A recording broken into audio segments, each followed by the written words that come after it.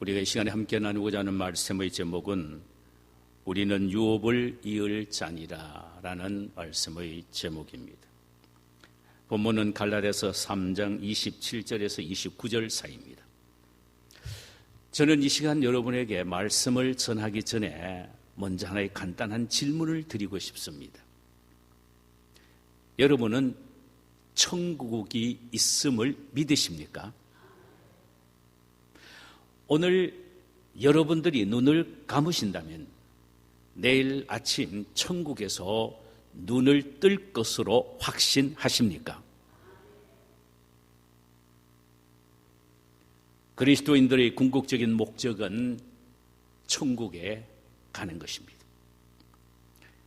천국은 예수 그리스도를 믿어 하나님의 자녀가 된 자들만이 가는 곳입니다.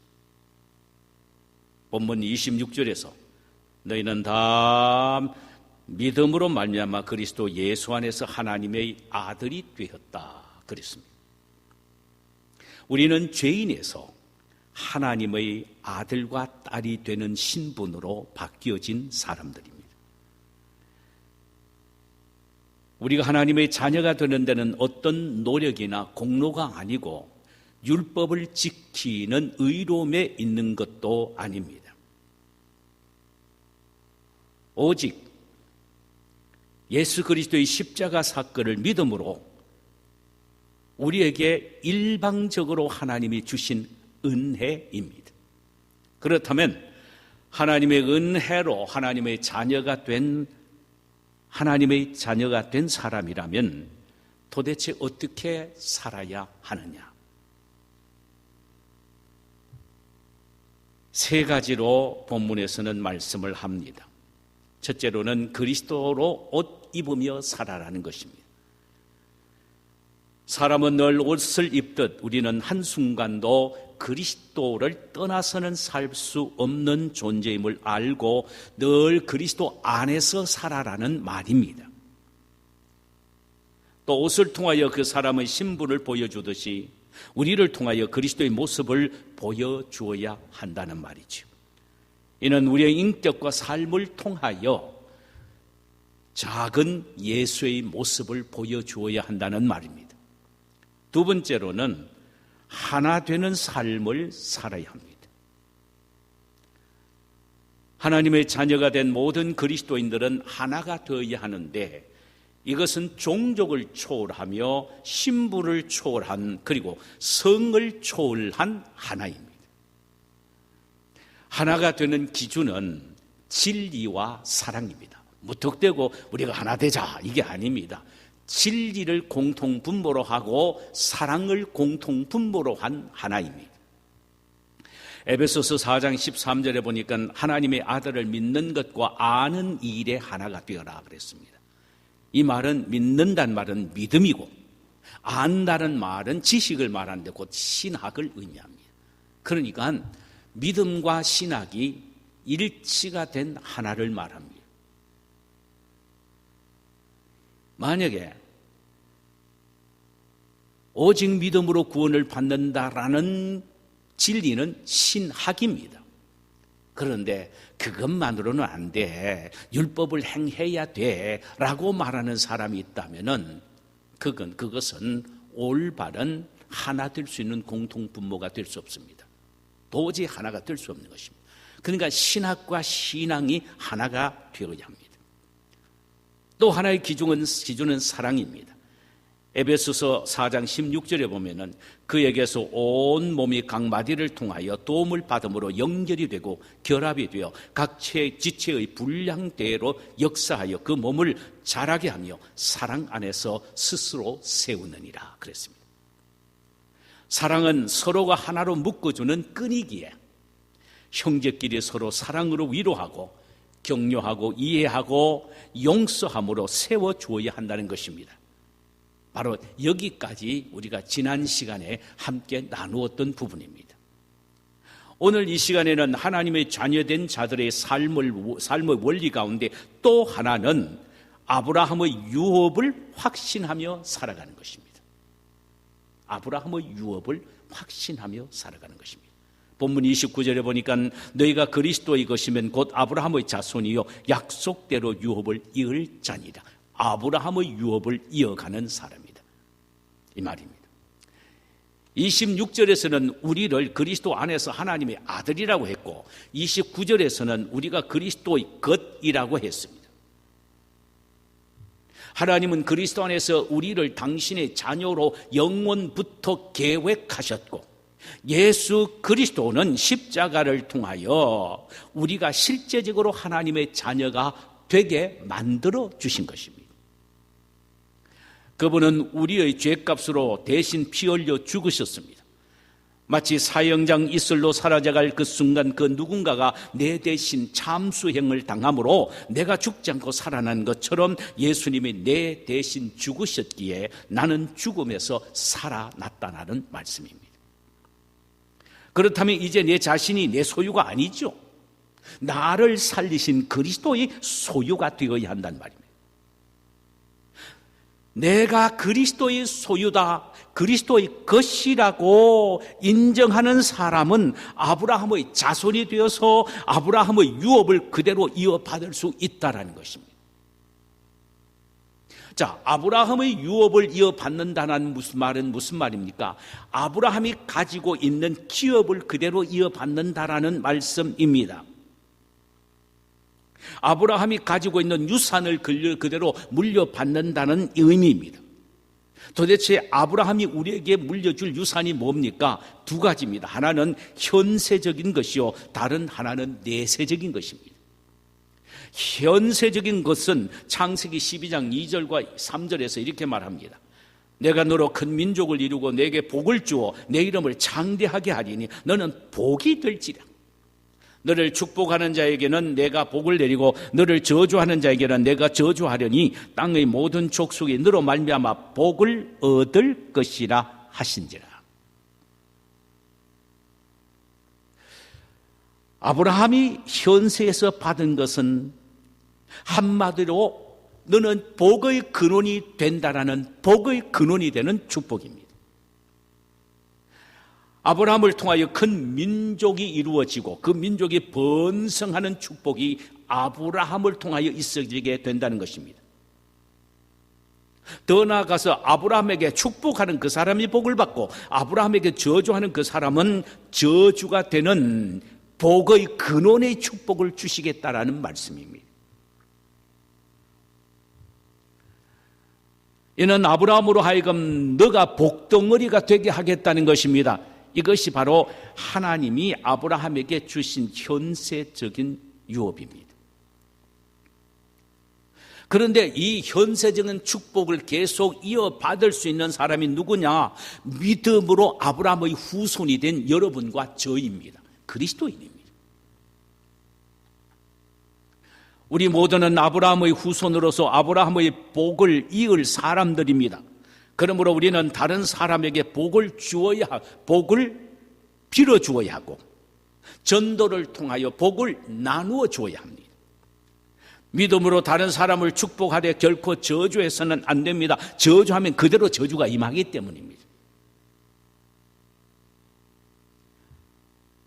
반대로 우리가 그 사람을 축복할 때 그 사람에게 우리의 빈 축복이 그대로 이루어지는 것입니다. 우리가 복의 근원이기 때문입니다. 여러분, 우리가 복덩어리가 때문입니다. 복덩어리. 아브라함만 복덩어리가 아니라 예수 그리스도를 믿는 하나님의 자녀도 아브라함과 똑같은 복덩어리가 되었단 말입니다. 이것이 아브라함의 후손인 우리 모두가 받는 현세적인 유업입니다. 우리가 받는 또 하나의 유업은 하늘 나라를 상속받는 내세적 유업입니다. 아브라함은 믿음으로 하늘 나라를 상속받은 우리의 믿음의 조상입니다. 그는 지금 하늘 나라에 있습니다. 누가복음 16장에 보면은 부자와 거지 나사로에 대한 이야기가 나오지요. 부자는 그 마음속에는 하나님도 예수님도 없습니다. 그러나 나사로는 그의 이름이 의미한 대로 하나님의 도움을 받은 사람이기에 하나님을 믿은 사람이었습니다. 세월이 흘러서 두 사람 다 죽었습니다. 부자는 믿지 않고 죽었기에 지옥으로 갔고 거지 나사로는 믿었기에 천국에 갔습니다. 천국에 있는 부자는 지옥에 있는 부자는 자기 대문에서 구걸하던 거지 나사로가 아브라함의 품속에 있는 것을 보고 깜짝 놀랍니다. 거지 나사로는 믿음으로 말미암아 아브라함의 후손이 되어 아브라함의 유업을 받아 천국에서 아브라함의 품 안에 있게 된 것입니다. 기억하십시오. 우리는 믿음으로 아브라함의 후손이 된 사람들입니다. 그분이 천국에 있기에 우리도 역시 천국을 유업으로 받은 사람들입니다. 할렐루야. 우리는 이 세상에 영원히 머물지 않고 잠깐 머물다가는 나그네입니다. 우리의 본향은 하늘나라입니다. 우리 모두는 조상 아브라함의 품에 안길 사람들입니다. 그러므로 우리는 이 세상에 살고 있지만 하늘나라를 상속받은 자처럼 살아야 합니다. 그럼 어떻게 살아야 합니까? 하늘나라를 유업으로 받은 사람이 취해야 할 삶의 태도가 어떠해야 하느냐라는 말씀이 옳습니다. 우리는 믿음의 조상 아브라함의 삶을 통하여 배울 수가 있습니다. 히브리서 11장 9절에서 10절에 보면은 아브라함의 삶의 태도를 한마디로 이렇게 정의를 내려주고 있습니다. 믿음으로 그가 이방의 땅에 있는 것 같이 약속의 땅에 거류하여 동일한 약속을 유업으로 함께 받은 이삭 및 야곱과 더불어 장막에 거하였으니 그랬습니다.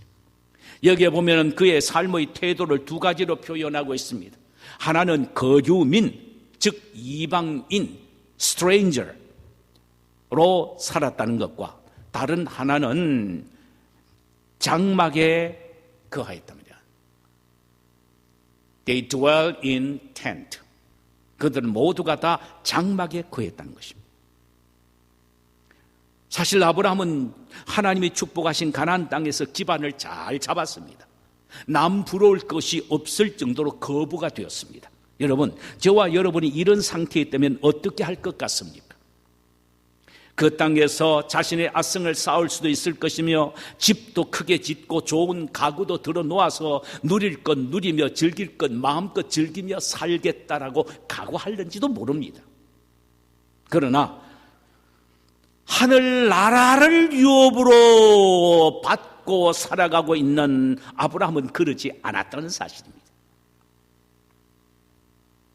그는 땅의 주인처럼 살지 않고 잠깐 머무르다가는 이방인으로서 나그네의 삶을 살았단 말이죠. 나그네는 자기의 소유가 없습니다. 나그네에게는 소유란 거지랑스러운 짐일 뿐입니다.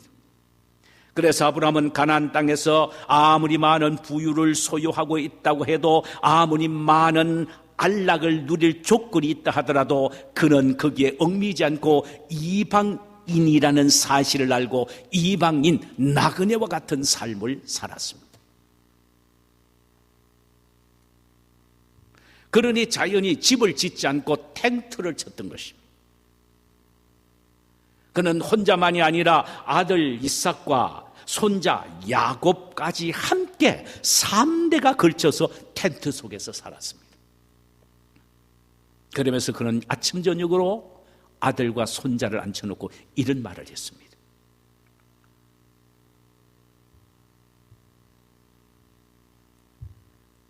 얘들아, 우리가 살 곳은 이곳이 아니야. 영원한 하늘나라야. 그곳은 황금 보석으로 지어진 집이야. 그러니까 우리는 늘 그곳에서 살아야 돼. 어떻게 그가 이런 말씀을 할 수가 있었겠습니까? 히브리서 11장 10절에 보니까 이는 그가 하나님이 계획하시고 지으실 터가 있는 성을 바랐기 때문이라 그랬습니다. 천국을 바랐기 때문이라는 것입니다.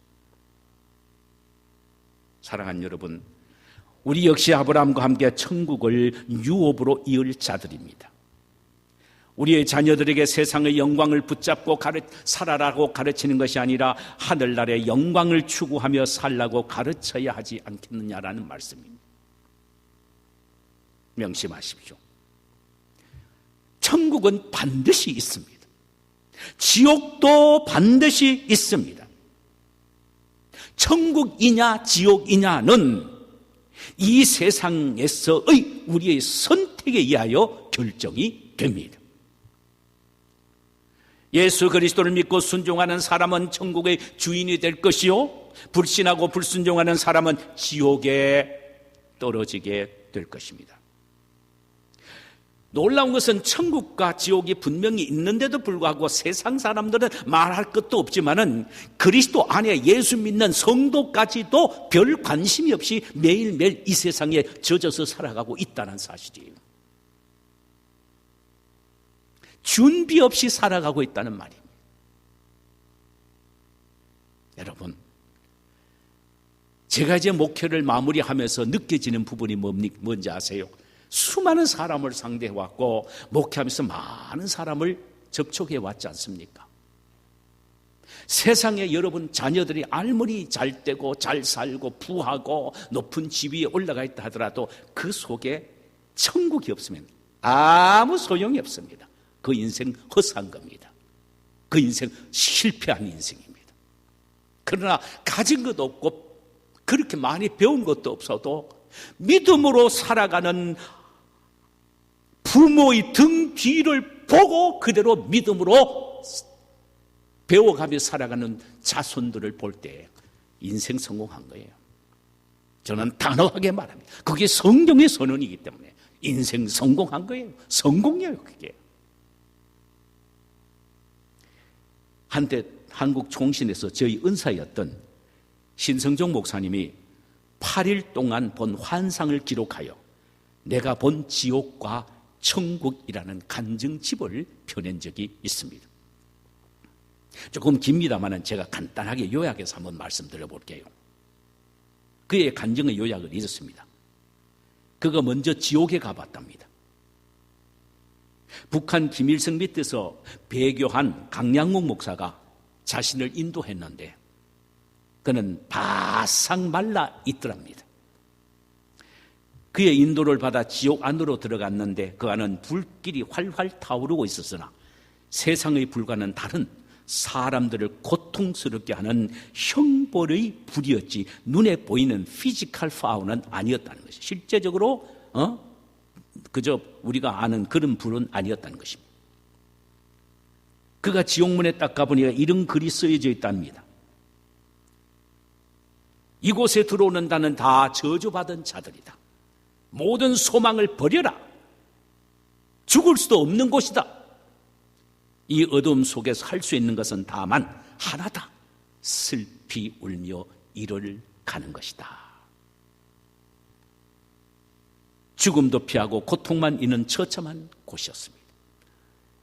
지옥의 구조는 상층과 중층과 하층으로 되어 있는데 3층으로 되어 있는데 각 층마다 동서남북 4개의 방이 있더랍니다. 상층이라고 불리는 지하 1층에는 고통이 그래도 적은 곳이더랍니다. 지하 1층은 동관에서는 사람은 착한데 믿지 않는 사람이 머무르는 것. 여러분, 사람은 착한데 믿지 않는 사람들이 머무르는 곳이 바로 지하 1층 동관이더랍니다. 서관은 다른 종교를 가진 성직자들이 형벌을 받는 곳으로 유명한 한국 스님도 이슬람의 어떤 사람도 석가모니도 마호메트도 공자도 있었답니다. 기독교 유명한 대형교 목사들도 거기에 있는데 그들은 주님의 영광을 가로챘고 교인들에게 축복해 준다는 빌미로 많은 재물을 착취하며 교인들에게 천국의 비전보다는 세상에서의 번영만을 설교했기 때문이라는 것입니다. 남과는 가난하고 배우지 못했으나 세상에 착하게 산 사람이 머무는 것이고 북과는 남을 미워하고 시기하고 질투하며 살았던 보통 사람들이었습니다. 유명한 교수들도 학자들도 목사와 장로들도 적지 않게 있는 것이며 주의 종이라고 하면서 자기의 이익을 추구한 목회자들, 또 장로가 되어 목회자들을 괴롭힌 자들, 거기에 내가 아는 장로의 얼굴들도 있었습니다. 중층이라고 불리는 지하 2층에 가보았답니다. 지하 2층의 동관에는 거짓말하는 자와 사기꾼들과 독재자들과 암사자들과 권모 술수한 자들이 있고 불법 체류자들에게 일을 시키고 노임을 떼어먹는 자들이 거기에 있더랍니다. 서관에는 음행하고 마약을 즐기는 사람, 남관에는 부모에게 효도하지 않고 가족들을 내버려 둔 채 돌보지 않는 자들, 북관에는 불의한 통치자들, 즉 뇌물을 받고 지위를 누렸던 유명한 자들이 있었습니다. 하층이라고 불리는 지하 3층은 가장 고통이 심한 곳으로, 동관에는 세상에서 수많은 생명을 빼앗은 독재자들과 유괴범들이 있고,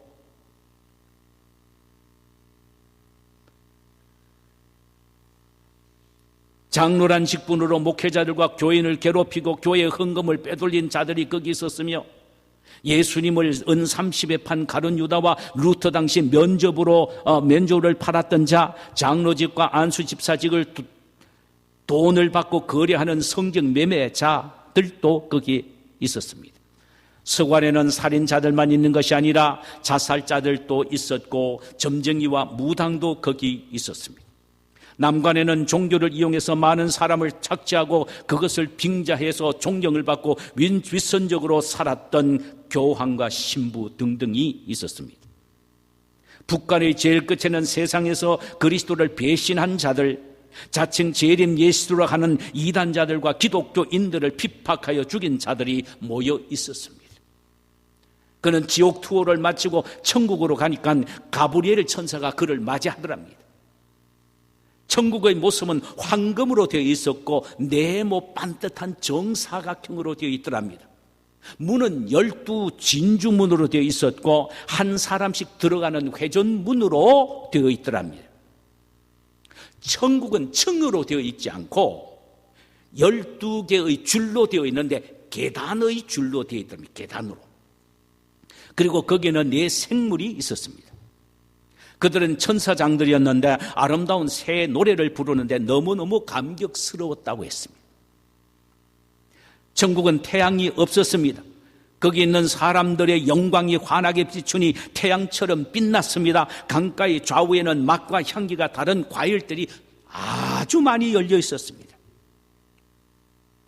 천국은 하나님 보좌를 중심으로 바깥쪽으로 12개의 계단, 12종류의 사람들이 일렬로 쫙 앉아있더랍니다.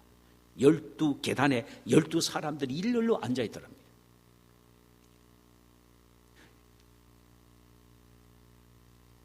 첫 번째 계단을 1번 반열이라고 그는 말했습니다.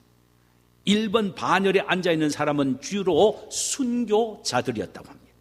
사도 바울 해방정 공산 비적들에게 예수 믿는다는 죄목으로 잡혀 모진 고문을 당하다가 얼어붙은 오소리강에서 생매장당한 한경희 목사, 여순 반란 사건 때 두 아들을 잃고 6.25 때 순교당한 손양훈 목사님, 신사참배 거부로 순교한 주기철 목사님, 그리고 이름도 빛도 없이 순교한 모든 분들이 모여 있더랍니다. 그들 모두는 황금띠를 차고 있더랍니다. 2번 반열에는 이 땅에서 전도를 많이 한 성도들이 있었습니다. 전도 많이 하는 성도들이 2번 반열에 있었다는 사실이죠. 스폴전과 무디와 빌 브라이트, 중국 선교를 한 허디슨 테일러 등등이 있었습니다. 3번 반열에는 주님으로 인하여 많은 고난을 당하고 끝까지 변절하지 않는 성도들이 보였고, 그리고 주님의 교회를 위하여 많은 고난을 당한 농어촌 목회자들, 그리고 개척교회를 세우며 고통을 많이 당하는 수많은 목회자들과 이들과 협력한 장로님과 집사님들과 평신도들이 보였습니다. 4번 반열에는 테레사 수녀와 베다니아의 마르다와 마리아와 조만식 장로 등등이 있었습니다. 5번 반열에는 가난한 사람을 도와주고 목회자들과 성도들을 위로해 주는 사람들, 그리고 이름도 없이 빛도 없이 봉사하고 구제한 많은 성도들이 있었습니다. 6번 반열에는 평생 주일학교 교사와 성가대원으로 열심히 교회에서 봉사해온 사람들이 보였고, 미국 지미 카터 대통령의 모습도 보였습니다. 7번 반열에는 교회를 많이 건축하고 세운 사람들, 성교관과 봉사관, 기도원 등을 지은 사람들이 보였습니다. 8번 반열에는 성경을 연구하여 신학교에서 신학생을 가르친 교수들과 선교 지역에 수고한 선교사들의 모습이 보였습니다. 9번 반열에는 농어촌의 열악한 환경 속에서 목회를 한 목회자들과 이들을 협력한 수많은 성도들이 보였고, 대형교회 목회자들보다 농어촌에서 수고한 목회자들이 천국에서 더 큰 인정을 받는 것을 보고 나는 너무나도 놀랐습니다. 10번 반열에는 직분을 받아 충성을 다한 장로, 권사, 집사들이 보였습니다. 여러분, 직분 맡은 거 충성하면 최소한 10번 반열에는 섭니다. 10번 반열. 11번 반열에는 평생을 믿기는 했으나 주님을 위해 아무것도 한 것이 없는 성도들이 보였습니다. 그저 교회 나오기만 하면 축도하기 전에 싹 빠져나가 버리고, 봉사하고 하자 하면 그저 고개 돌리고 춤버 부리는 사람, 이런 사람이요 11번 반열인데, 이 목사님 이야기가 표현이 기가 막힙니다. 그들은 부끄러운 구원, 수치 구원을 받은 자들이었다 그랬습니다. 12번 반열, 참 간당간당합니다. 12번 반열에는 예수님의 우편 강도와 죽기 전에 관도와 같이 죽기 전에 예수 그리스도를 믿은 성도를 말합니다. 그러니까 마지막 죽기 전에 예수를 믿은 사람 12번 반열에 서는 겁니다. 구원받았으니까 얼마나 영광스럽습니까? 그런데 그 목사님이 마지막 표현이 기가 막힙니다. 살인마 김익두도 내가 보았는데 마지막 회개하고 죄수들을 많이 전도했기 때문에 12번 반열에 앉아 있었다 그랬습니다. 신성정 교수님은 결론적으로 이런 말을 했습니다. 천국에 가보니 가장 귀하고 대우받는 사람은 순교자들과 전도자들임을 깨달았다는 것입니다. 그러므로 우리는 대통령이 되려고 노력하지 말고 전도왕이 되려고 노력해야 합니다 라는 말로 그분이 책은 끝을 맺었습니다. 물론 우리는 이분의 간증에 너무 매어 달릴 필요는 전혀 없습니다. 다 맞다고 보장할 수 없는 거니까요. 그러나 우리 마음속에 깊이 새겨야 할 것은 하나님의 자녀에게는 천국을 유업으로 주시겠다는 하나님의 약속입니다. 하나님은 이 약속이 틀림없음을 자기 자신이 자신과 한 맹세를 통하여 이 약속을 확인해 주십니다. 이 사실을 히브리서 6장 17절에서 이렇게 말했습니다. 하나님은 약속을 기업으로 받는 자들에게 그 뜻이 변하지 아니함을 충분히 나타내시려고 그 일을 맹세로 보증했다. 맹세는 누구를 두고 맹세하느냐? 자기 자신을 두고 맹세함으로 보증을 한 겁니다. 야, 천국이 반드시 있다. 천국 가면 이런 복을 받는다 라는 것을 그는 자기 자신에게 맹세를 통하여 이 사실을 확증시켜 주고 있단 말입니다.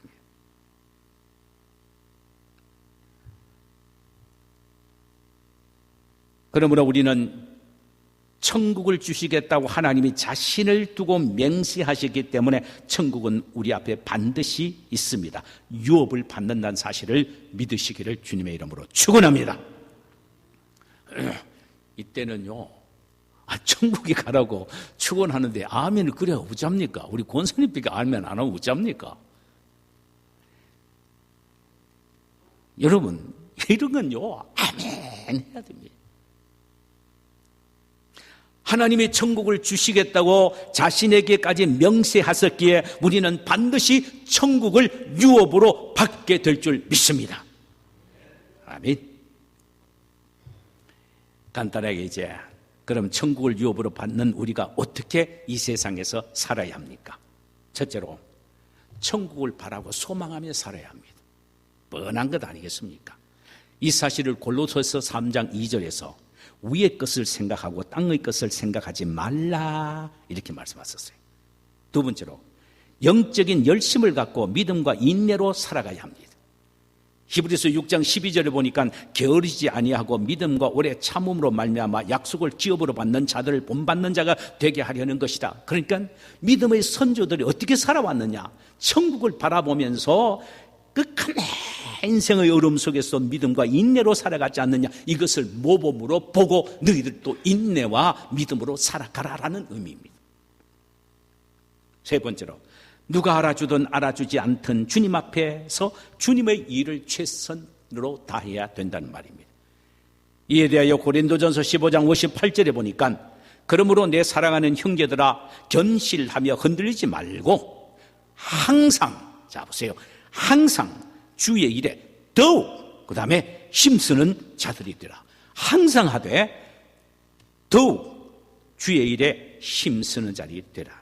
이는 너희 수고가 주 안에서 헛되지 아니할 줄을 알미니라. 마지막 세 번째로, 복음을 전하는 일에 최선을 다해야 합니다. 전도하는 자가 제일 상급이 크다는 사실입니다. 그래서 디모데후서 4장 2절에서 바울은 이렇게 말합니다. 너의 말씀을 너는 말씀을 전파라. 때를 얻든지 못 얻든지 항상 힘쓰라. 다니엘서 12장 3절에는 전도하는 자에게 주어지는 영광스러움에 대해서 이렇게 말합니다. 많은 사람을 옳은 대로 돌아오게 한 자는 별과 같이 영원토록 빛나리라. 우리 모두 영원한 천국의 기업을 바라보는 사람으로서 믿음을 굳게 지키며 맡긴 사역을 최선을 다하여 감당해야 할 것입니다. 그리고 영혼을 구원하는 전도의 발걸음을 힘차게 내디뎌야 할 것입니다. 그리하여 우리는 하늘나라의 유업을 받은 자로서 영광스러운 축복을 누리며 감격하는 성도님들이 되시기를 주님의 이름으로